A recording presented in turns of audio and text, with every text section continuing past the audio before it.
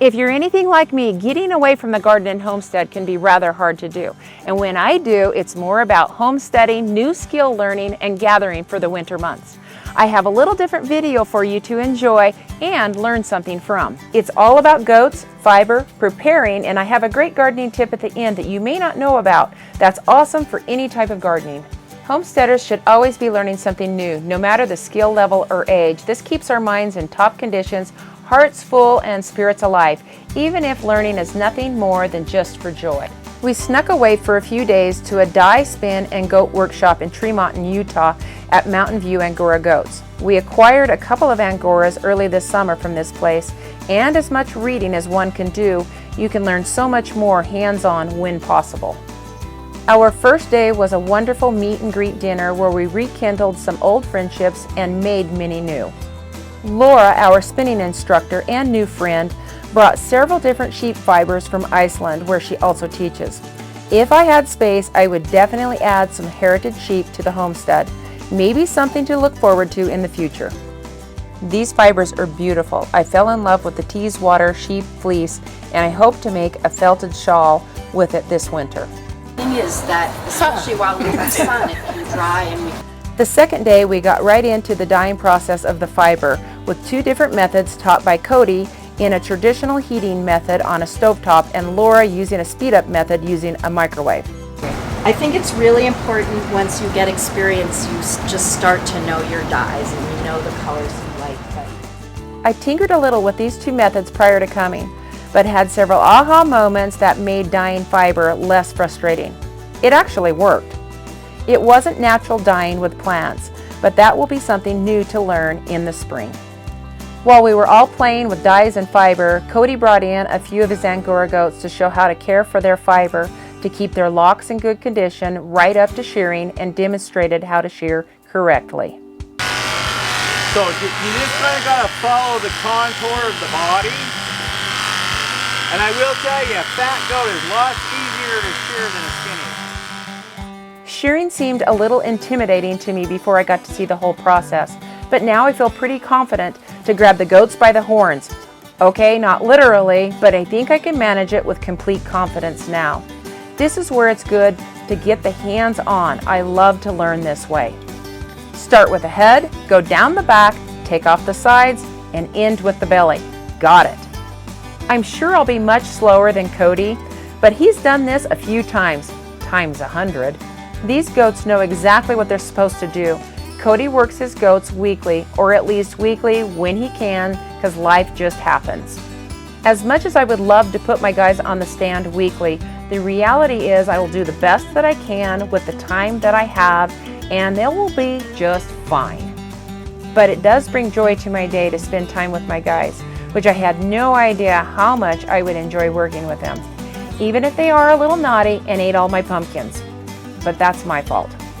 That evening was a harvest moon, and we had front row seats as we parked our travel trailer and camped facing a cornfield and a mountain. Harvest moons are known as a time for reaping crops as the summer winds down into autumn, with the bright evenings for harvesting.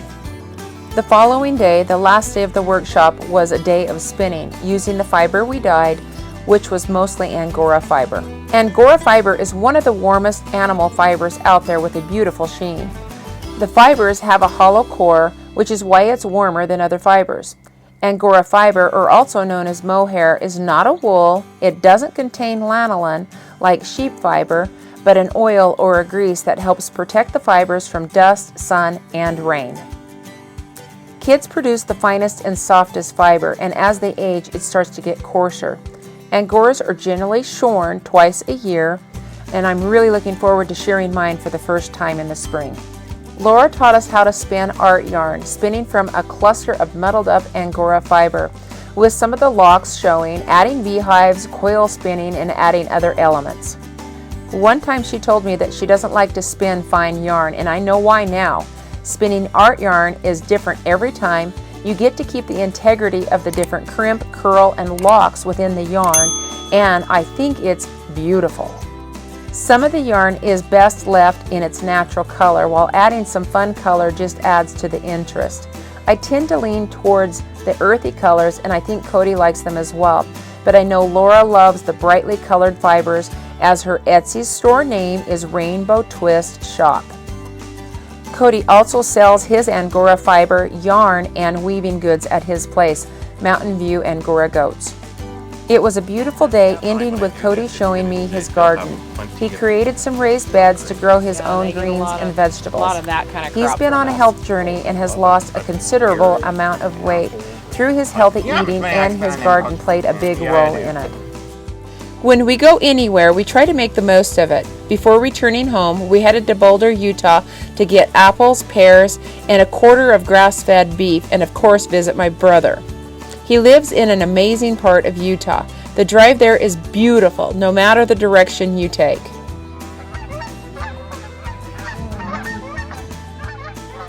We do grow apples and pears. While the pears were abundant this year, our apples were not. And my brother's always is. His climate is better for growing apples. Higher elevation, cooler days and nights make for better apples. We make apple cider every year with our kids and now grandkids who love it. By adding pears to the cider, it makes it that much better and richer tasting. Apple cider can be frozen to be used over the winter months, and it's a real treat. We grow and raise 80% of our food, but we don't raise beef as we don't have the space for it. So we get our beef elsewhere. We got an amazing 1/4 beef from Boulder. It's nice to see where your food comes from when you don't raise it yourself. Clean, ethical, and local. We also picked up several bags of wool. Did you know that wool is good for gardening?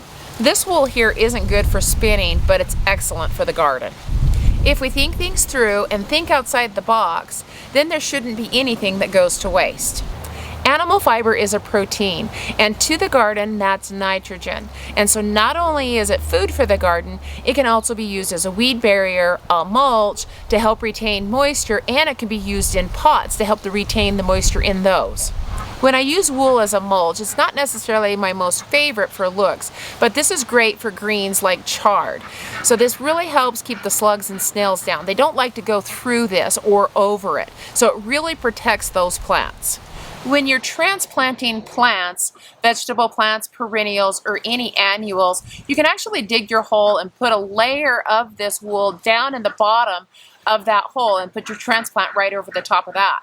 This wool will break down over a long period of time, providing nitrogen, plus it'll help retain that moisture.